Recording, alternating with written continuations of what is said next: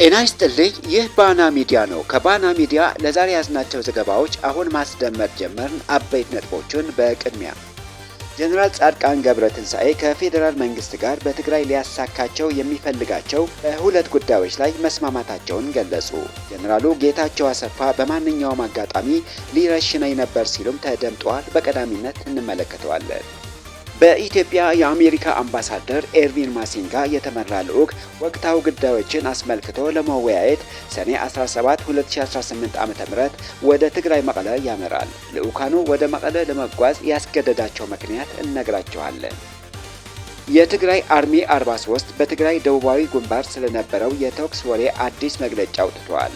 በወልቃይት በኩል ደግሞ ጥብቅ ወታደራዊ ዝግጅት እየተደረገ መሆኑን ተገልጿል። ወደ እናንተ ይደርሳል።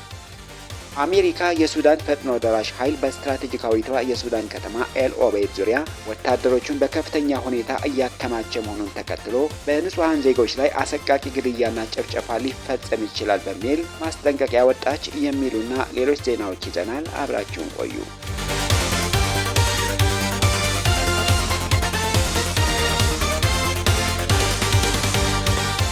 ጀነራል ጻድቃን ገብረትንሳኤ ከፌዴራል መንግስት ጋር በትግራይ ሊያሳካቸው የሚፈልጋቸው በሁለት ጉዳዮች ላይ መስማማታቸው ገለጹ። ከቲቢኤስ ቴሌቪዥን ጋር 1 ሰዓት ተኩል ያህል የቆየ ቃለ መጠይቅ ያደረጉት ጀነራል ጻድቃን አሁን የሚጠሩበት ስም ለማሳጠር የሚጠቀሙበትና በወላጆቻቸው የወጣላቸው በፓስፖርታቸው ያለው ትክክለኛ ስማቸው ገብረ ጻድቃን ገብረትንሳኤ መሆኑ ገልጸዋል። ጀነራሉ የፌዴራል መንግስቱን ህልውና ለመታደግና ለማዳን ሲሉ የትግራይ ህዝብ የሚፈልገው በጀትና መሰረታዊ ጥቅሞችን አሳልፈው እስከ መስጠት የሚደርስ የትግራይን ህዝብ ተስፋ የሚያስቆርጥ አቋም መያዛቸው ይፋ አድርገዋል። የፌዴራል መንግስት ከፈረሰ የትግራይ ህዝብ አሁን ካለበት የከፋ አደጋ ይገጥመዋል፣ ትግራይም ነገር መውጫ ወደሌለው የሞት መንገድ ይገባል በማለት የሰጡት አስተያየት ህዝቡን አማራጭ አልባ ለማድረግና ለማስፈራራት የታለመ የፖለቲካ ስሌት ነው በሚል በጽኑ ተኮንነዋል። ከም ትግራዋይ አነ ንባዕለይ ትግራዋይ ናሽናሊስት ገይረ ዝሓስብ እዚ ክብል ከለኹ ናይ ትግራይ ረብሓ ህዝቢ ይኹን ስፔሲፊካሊ ህዝቢ በተህዝ ዘሎ ኩነታት ናይ ትግራይ ረብሓ ኣብ ናይ ኢትዮጵያ ፌደራላዊ ዲሞክራሲያዊ ልምዓታዊ መንግስቲ ብሓባር ኮንካ እዩ ዝፍታሕ ዝብል እምነት ኣለኒ። ጀነራል ጻድቃን በቃለ ምልልሳቸው ላይ ራሳቸውን እንደ አንድ የትግራይ ብሔርተኛ በመቁጠር የትግራይ ህዝብ ዘላቂ ጥቅም ሊያረጋግጥ የሚችለው በዲሞክራሲያዊ የኢትዮጵያ ፌዴራላዊ ስርዓት ውስጥ ብቻ እንደሆነ ተከራክረዋል። የአሁን ሳይሆን የቀድሞ ህወሓት አባልና ታጋይ እንደነበሩ የገለጹት ጀነራሉ አሁን ያለው ህወሓት ለሶስት ተከፍለዋል ብለዋል።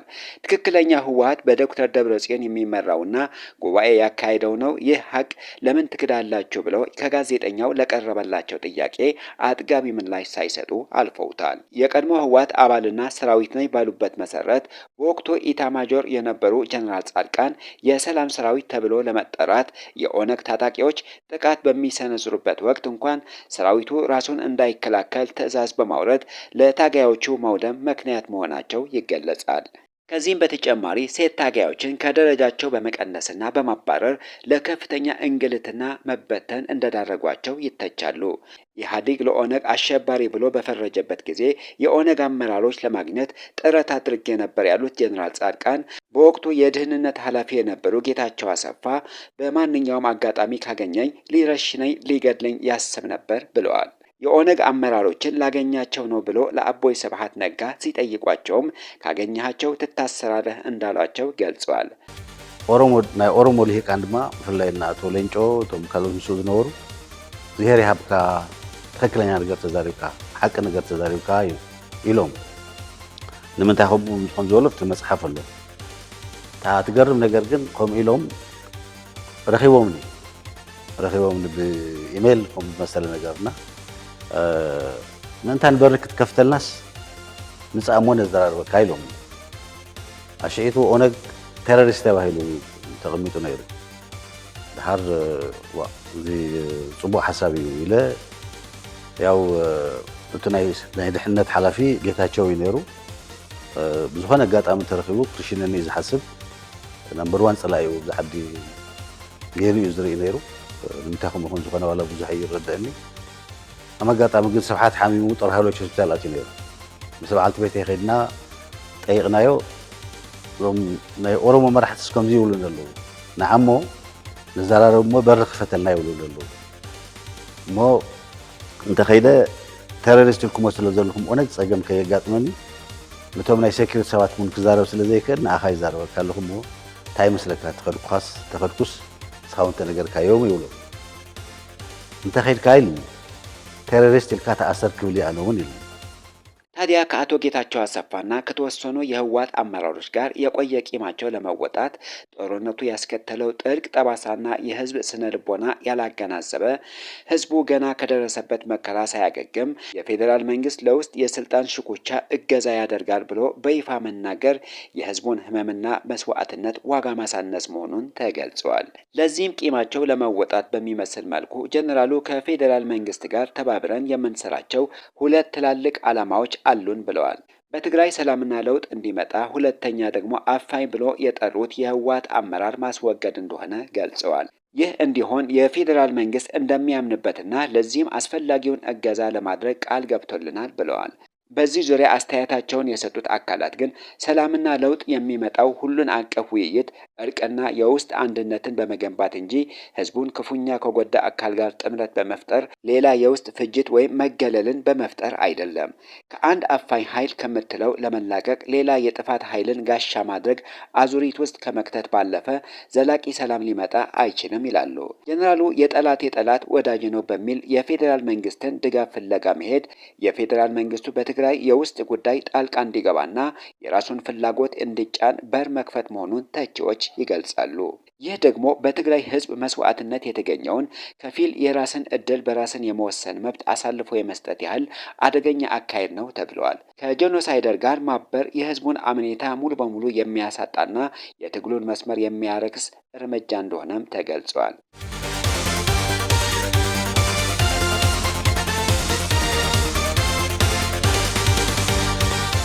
በኢትዮጵያ የአሜሪካ አምባሳደር ኤርቪን ማሲንጋ የተመራ ልዑክ ወቅታዊ ጉዳዮችን አስመልክቶ ለመወያየት ሰኔ 17 2018 ዓ.ም ወደ ትግራይ መቀለ ያመራል። በአምባሳደር ኤርቪን ማሲንጋ የሚመራው በኢትዮጵያ የአሜሪካ ኤምባሲ ልዑክ በትግራይ መንግስትና በኢትዮጵያ መንግስት መካከል ስላለው ወቅታዊ ሁኔታ አስመልክቶ ከትግራይ ፕሬዝዳንት ዶክተር ደብረጽዮን ገብረ ሚካኤልና ከሌሎች የትግራይ መንግስት ከፍተኛ አመራሮች ጋር ይወያያል። የልዑካን ቡድኑ ጉብኝት የተሰማው የአሜሪካ የውጭ ጉዳይ መስሪያ ቤት አክራሪ ሲል በጠራቸው የህወሓት አመራሮች ላይ ባለፈው ሳምንት የቪዛ እገዳ መጣሉን ባስታወቀ ነው። የአሜሪካ ውጭ ጉዳይ ሚኒስቴር ሰላም እንዲደፈርስ እያደረጉ ነው ባላቸው አመራሮች ላይ እገዳ መጣሉን ቢገልጽም ስማቸው ግን በይፋ አልጠቀሰም ነበር። ሆኖም ከዲፕሎማሲያዊ ምንጮች የተገኘ መረጃ እንደሚያመለክተው ማዕቀቡ ያረፈባቸው በ6 ግለሰቦች ላይ ሲሆን 2 የፖለቲካ አመራሮችና 4 ወታደራዊ አዛዦችን ያካተተ ነው። በዚህም የእገዳ ዝርዝር ውስጥ በአሁኑ ወቅት ክልሉን እያስተዳደሩ የሚገኙ የህወሓት ሊቀመንበር ዶክተር ደብረጽዮን ገብረ ሚካኤል፣ ሌተናል ጄኔራል ታደሰ ወረደና የክልሉ ምክትል ሆነው እያገለገሉ የሚገኙት አቶ አማኑኤል አሰፋ ስማቸው እንዳልተካተተ ተረጋግጠዋል። ወደ ሁመራ የሚሄድ እንጂ ወደ አሜሪካ የሚሄድ የህወሓት አመራር ሆነ ፖለቲከኛ እንደሌለ ጠንቅቃ የምታውቅ አሜሪካ ዋና ዓላማው በድርድር ስም የአብይ አህመድን ስልጣን መታደግ እንደሆነ የሚገልጹ ብዙዎች ናቸው። ለዚህም ነው የአሜሪካ ውጭ ጉዳይ ሚኒስቴር የአረብና የአፍሪካ ጉዳዮች ከፍተኛ አማካሪ ማሳድ ብሎስ እንደገለጹት አሜሪካ እገዳውን የጣለችው ህወሓት ተገዶ የኦሉሴጉን ኦባሳንጆን የድርድር ሀሳብ እንዲቀበል ለማድረግ እንደሆነ የገለጹት አማካሪው ማሳድ ብሎስ ዩናይትድ ስቴትስ ውጥረቶችን ለመፍታት ኦባሳንጆን ከህወሓትና ከኢትዮጵያ መንግስት ጋር የሚያደርጉትን ጥረት በበጎ እንደምትቀበለውና እንደምታከብረው ገልጸዋል። ይህንን ሀሳብ ለማስረጥ በኢትዮጵያ የአሜሪካ አምባሳደር ኤርቪን ማሲንጋ የተመራ ልዑክ ወቅታዊ ጉዳዮችን አስመልክቶ ለመወያየት ሰኔ 17 2018 ዓ.ም ወደ ትግራይ መቀለ ያመራል። በአምባሳደር ኤርቪን ማሲንጋ የሚመራው በኢትዮጵያ የአሜሪካ ኤምባሲ ልዑክ በትግራይ መንግስትና በኢትዮጵያ መንግስት መካከል ስላለው ወቅታዊ ጉዳዮችን አስመልክቶ ከትግራይ ፕሬዝዳንት ዶክተር ደብረጽዮን ገብረ ሚካኤልና ከሌሎች የትግራይ መንግስት ከፍተኛ አመራሮች ጋር ይወያያል ተብሎ ይጠበቃል።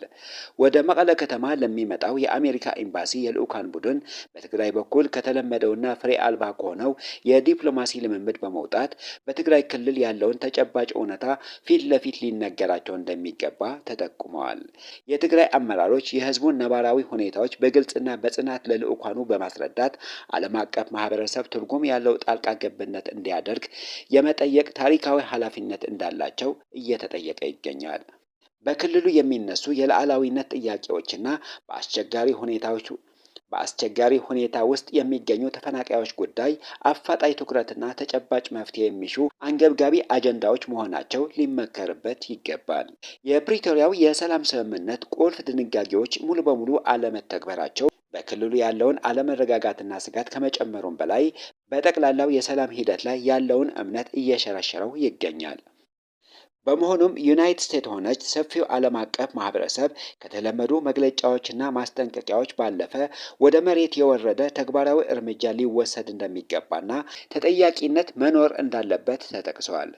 የትግራይ ህዝብ ከምኞትና ከቃላት በላይ ፍትህ፣ ደህንነትና ክብር በተግባር ሊተረጎምለት የሚገባ ሲሆን ዘላቂ ሰላም ሊመጣ የሚችለው በፖለቲካዊ ጥቅምና ምቾት ሳይሆን በእውነት በተጠያቂነትና ሰብአዊ መብቶችን በማክበር ላይ ብቻ መሆኑን ተገልጿል።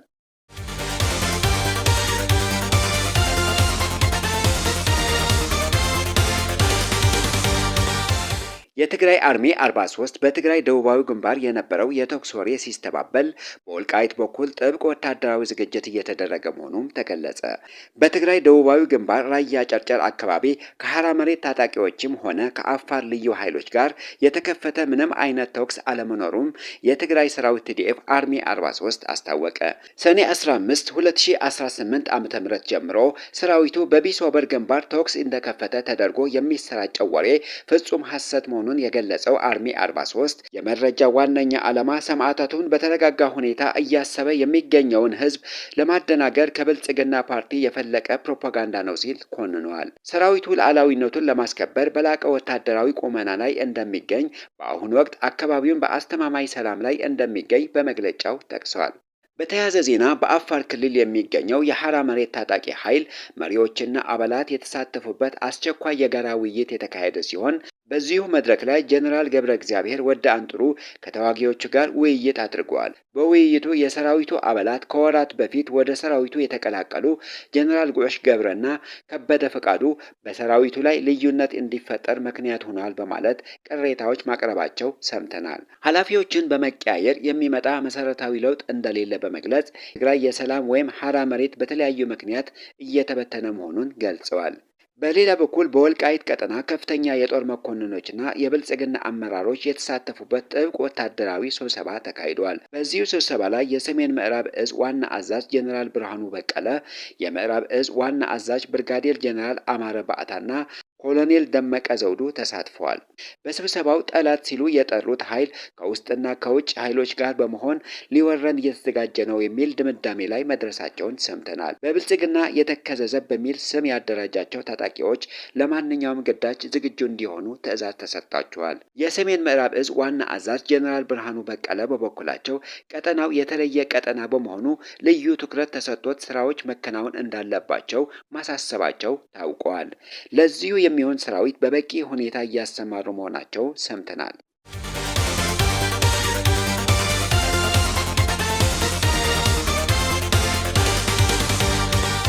የአሜሪካው ድርጅት ለአዲስ ስታንዳርድ የ2026 የዲሞክራሲ ሽልማት አበረከተ። በኢትዮጵያ የሚዲያውን ፍቃድ ስረዛ ውሳኔ ሰኔ 17 2018 ዓ.ም ፍርድ ቤት ይታያል። ዩናይትድ ስቴትስ በብሔራዊ የዲሞክራሲ ድጋፍ ድርጅት በኢትዮጵያ፣ በበርማ፣ በሶሪያ፣ በሩሲያና በኩባ የሚገኙ ግለሰቦችና ተቋማትን የ2026 የዲሞክራሲ ሽልማት አሸናፊዎች አድርጎ መምረጡን አስታወቀ። ተቋሙ አሜሪካ የተመሰረተችበት 250ኛ ዓመት ምክንያት በማድረግ በሰጠው በዚህ ሽልማት በ3 ቋንቋዎች ዘገባዎችን የሚያቀርበው የኢትዮጵያ አዲስ ስታንዳርድ ጋዜጣ አንዱ ተሸላሚ መሆን ችሏል። ሽልማቱን የተሰጠው ጋዜጣው በሀገሪቱ ባለው አስቸጋሪ ሁኔታ ውስጥ ሆኖ ነፃ፣ ገለልተኛና ተጽዕኖ ፈጣሪ ዘገባዎችን በማቅረብ ላሳየው የላቀ ድፍረትና መሪነት መሆኑን ድርጅቱ ገልጸዋል። አዲስ ስታንዳርድ ባለፈው 1 ዓመት ውስጥ ብቻ በርካታ የመንግስት የጫና እርምጃዎች እንደተሰነዘሩበት ዘገባው ያመለክታል። በፈረንጆቹ ሚያዝያ 2025 የፖሊስ ወረራ ተፈጽሞበት የስራ ኃላፊዎቹ ለጥቂት ጊዜ የታሰሩ ሲሆን ባለፈው የካቲት 2026 ደግሞ የኢትዮጵያ ሚዲያ ባለስልጣንን የሀገር ጥቅም የሚጎዱ ይዘቶችን አሰራጭተዋል በሚል የሚዲያውን የኦንላይን ምዝገባ ፍቃድ ሰርዞታል። በተጨማሪም ባለፈው ሚያዝያ ወር የጋዜጣውን ስራ አስኪያጅ ኤዲተር ሚሊዮን በየነ በደህንነት ኃይሎች ተወስደው ለ2 ሳምንታት ባልታወቀ ቦታ በቁጥጥር ስር ከቆየ በኋላ መለቀቁን ይታወሳል። የአዲስ ስታንዳርድ አሳታሚ የሆነው ጃኬን ፐብሊሽንግ የፍቃድ ስረዛ ውሳኔው ህገወጥ ነው በማለት የኢትዮጵያ ሚዲያ ባለስልጣንን በፌዴራል ከፍተኛ ፍርድ ቤት የፍትሐ ብሔር አስተዳደር መዝገብ የከሰሰ ሲሆን ፍርድ ቤቱ የግራ ቀኙን ክርክር ለመስማት ለሰኔ 17 2018 ተለዋጭ ቀጠሮ ሰጥተዋል። በዚህ ዓመት ከአዲስ ስታንዳርድ በተጨማሪ የሶሪያ የሚዲያ ማዕከል ሩሲያዊቷ የመብት ተሟጋች ፍሬድ አለን፣ የበርማ የጸደይ አብዮት አራማጆችና በእስር ላይ የሚገኙ 3 የኩባ ተቃዋሚዎች የሽልማቱ ተጠቃሚ ሆነዋል። ይኸው ዓመታዊ የዲሞክራሲ ሽልማት ስነ ስርዓት በፈረንጆቹ መስከረም 2026 በዋሽንግተን ማውንት ቨርነር በታላቅ ስነ ስርዓት እንደሚከናወን ይታወቃል።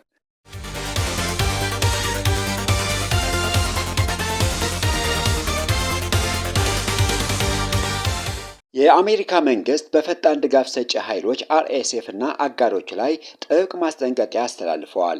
ዋሽንግተን ይህንን መግለጫ ያወጣችው ኃይሉ በስትራቴጂካዊቷ የሱዳን ከተማ ኤል ኦቤይድ ዙሪያ ወታደሮቹን በከፍተኛ ሁኔታ እያከማቸ መሆኑን ተከትሎ በንጹሃን ዜጎች ላይ አሰቃቂ ግድያና ጭፍጨፋ ሊፈጸም ይችላል የሚል ስጋት በከፍተኛ ደረጃ በመጨመሩ ነው። ከዋሽንግተን በወጡ ይፋዊ መግለጫ አሜሪካ የRSF እና አጋር ኃይሎች ተዋጊዎች በኤል ኦቤይድ ከተማ ዙሪያ መሰብሰባቸው በጣም እንዳሳሰባት ገልጻለች። ይህ ወታደራዊ እንቅስቃሴ በሲቪል ህዝቡ ላይ የሚሰነዝረውን ጥቃት ከመጨመሩም በላይ በሲቪል መሰረተ ልማቶች ላይ ከባድ ውድመት ሊያስከትል እንደሚችልና በመላው የኮርዶፋን ክልል ግጭቱ ወደ ከፍተኛ ደረጃ ሊሸጋገር እንደሚችል ተጠቅሷል። መግለጫም አክሎም በአሁኑ ወቅት በአካባቢው ከፍተኛ የጅምላ ጭፍጨፋዎች ሊፈጸሙ እንደሚችሉ የሚያሳዩ አሳሳቢ ምልክቶች እንዳሉ ያስጠነቀቀ ሲሆን ይህም አሁን ላይ በሱዳን ያለውን አስከፊ ሰብአዊ ቀውስ ይበልጥ እንደሚያወሳስበው አስታውቋል። ዋሽንግተን በጽኑ ባስተላለፈችው መልእክት RSF እና አጋሮቹ በሲቪሎች ላይ አደጋ ሊደቅኑ፣ የሰብአዊ እርዳታ አቅርቦትን ሊያደናቅፉ ወይም ለተጨማሪ ሰብአዊ ስቃይ መንስኤ ሊሆኑ የሚችሉ ማናቸውም ወታደራዊ እንቅስቃሴዎች በአስቸኳይ ማቆም እንዳለባቸው አሳስባለች። አሜሪካ ሁሉም የጦርነቱ ተካፋይ አካላት ዓለም አቀፍ የሰብአዊ መብት ህግጋትን እንዲያከብሩ፣ ንጹሃን ዜጎችን ከጥበቃ እንዲጠብቁና ቀውስን ሸሽተው ለሚሰደዱ ወገኖች ደህንነቱ የተጠበቀ መተላለፊያ እንዲያረጋግጡ ጥሪ አቅርባለች። በሱዳን እየታየ ያለው የንጹሃን ስቃይ ከእንግዲህ የሚቻል አይደለም ያለችው አሜሪካ የሱዳን ሲቪል ህዝብ የዚህ አውዳሚ ጦርነት ዋነኛ ሰለባ መሆኑን ገልጻለች። በመሆኑም ተፋላሚ ወገኖች ደህንነቱ የተጠበቀ ፈጣንና ያልተገደበ ሰብአዊ እርዳታ ለተጎጂዎች እንዲደርስ በአስቸኳይ ሊያመቻቹ እንደሚገባ ገልጻለች። ዋሽንግተን ለዚህ ግጭት ወታደራዊ መፍትሄ የለም ስትል በድጋሜ ያረጋገጠች ሲሆን ሁለት ወገኖች ያለምንም ቅድመ ሁኔታ በድርድር ላይ የተመሰረተ ሰላማዊ ስምምነት እንዲፈልጉ አሳስባለች። አሜሪካ ሰብአዊ ተኩስ አቁምን ለማስፈን የሰብአዊ እርዳታ አቅርቦትን ለማረጋገጥና በሱዳን ወደ ሲቪል መራሹ የፖለቲካ ሽግግር ለመመለስ ከዓለም አቀፍ አጋሮችና ከሱዳን ባለድርሻ አካላት ጋር በጋራ መስራቷን እንደምትቀጥል አስታውቃለች። ይህ በእንዲህ እንዳለ ሰኔ 16 2018 ዓ.ም በሰሜን ዳርፉር ስትራቴጂካዊታ ጠቀሜታ ያላትና በቻይና የተመራች ዘመናዊ የሰው አልባ አውሮፕላን ድሮን በሱዳን ጦር የጸረ አየር መከላከያ ኃይሎች ተመታ መውደቋን ተረጋግጧል። የሱዳን ብሉ ናይል ቴሌቪዥን የሀገሪቱን ጦር ቃል አቀባይ ዋቢ አድርጎ እንደዘገበው የተከሰከሰችው ድሮን ለከፍተኛ የስለላና የጥቃት ተልዕኮ የምታገለግል CH-95 የተባለች ስትራቴጂካዊቷ የጦር መሳሪያ ናት። ይህ ጥቃት የጀነራል አልቡርሃን ጦር በሰሜን ዳርፉር ያለውን የአየር ላይ የበላይነት ለማስከበር እያደረገ ባለው እንቅስቃሴ ውስጥ ትልቅ ስኬት መሆኑን ተመዝግቧል።